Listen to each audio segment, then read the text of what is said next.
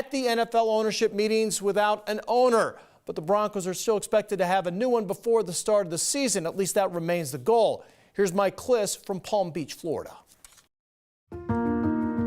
There are so many issues within the Broncos ownership sale. The price tag, minority representation, and then there's the timing of it all.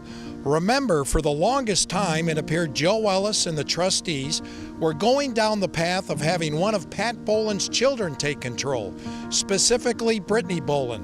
What happened there, and why put the Broncos up for sale now and not, say, a couple years earlier? Were you strongly considering keeping it with the Bowlen children? Yes. Pat asked us to give a child every opportunity, and it just didn't work out, and I don't want to get into that. That's for the family to discuss if they wish to do so. It's been hard for the family, but they need to speak to that, not me. There is minority representation, and there is the possible Hall of Fame involvement with the Broncos' new ownership group.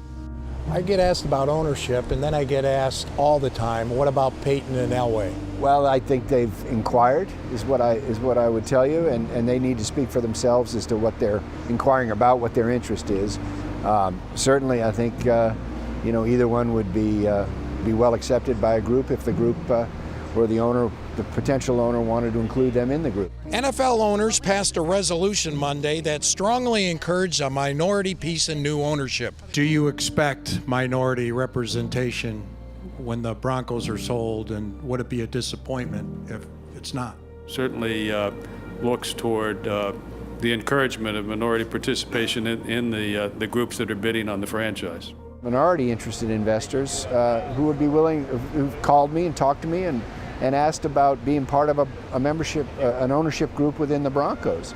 And they may get paired up with an owner, they may not. It's not a requirement, but I've been impressed by the number of people that have come forward that have expressed an interest, including a significant number of minority, of black candidates, and some Latino candidates.